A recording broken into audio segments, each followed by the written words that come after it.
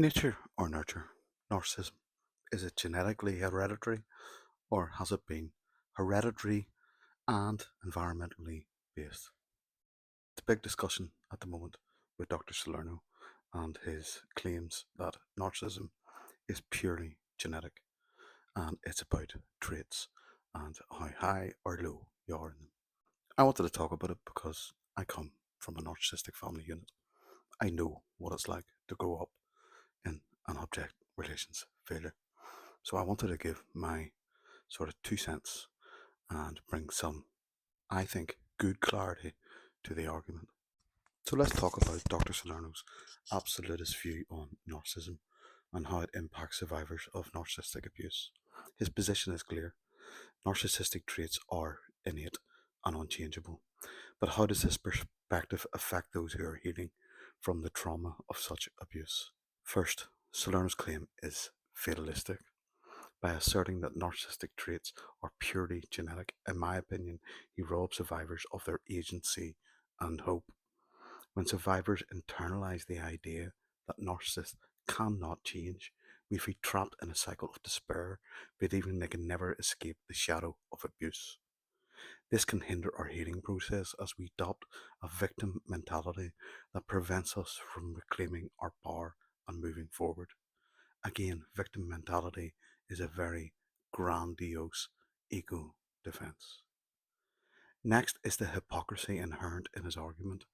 Slur dismisses environmental factors that contribute to the development of narcissism, which overlooks the experiences that survivors face. Many survivors come from toxic environments. Narcissistic behaviors were modeled. Recognizing that the abuser's behaviors stem from their own trauma can help survivors cultivate empathy, not for the abuser, but for themselves. This understanding fosters healing and allows us as survivors to separate our self worth from the abuse we endured. Moreover, Solano's perspective lacks evidentiary integrity. The claim that narcissism is fixed and unchangeable is not entirely accurate. While it's true that narcissistic personality disorder or NPD is considered a fixed disorder with no known cure, individuals struggle with narcissistic traits can and do change their behaviors. Through therapy and self reflection, they can learn to manage their impulses, recognize the impact of their actions on others, and modify their behaviors accordingly. For survivors, this is a critical point, believing that narcissists are capable of change, not in terms of their core personality structure, but how they express their behaviors, can provide hope. This understanding can also help survivors see that while narcissistic individuals may manage their symptoms, the underlying disorder remains.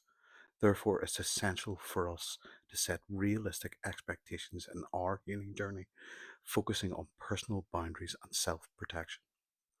Now, let's address how survivors might demonize the abuse as entirely evil. This black and white thinking can be a double edged sword.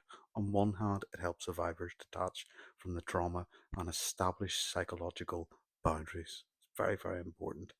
On the other hand, it can prevent them from fully processing their feelings, leading to an unrealistic view of relationships. By labeling their abuser as all bad, survivors may deny the nuance of human behavior, where individuals can be flawed yet still capable of growth. This rigid perspective can contribute to an ongoing conflict in our lives.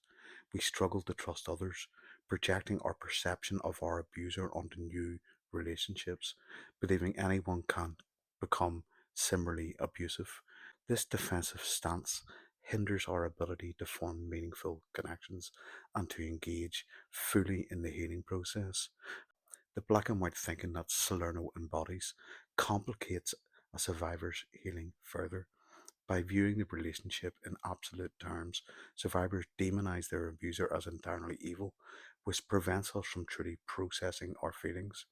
True healing requires embracing the complexity of our experiences.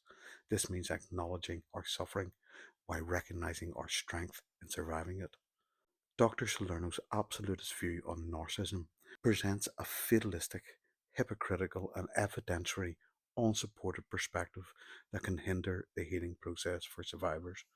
When NPD remains a fixed disorder with no known cure, it is essential to acknowledge that narcissistic individuals can manage their behaviors and make change in how they interact with others.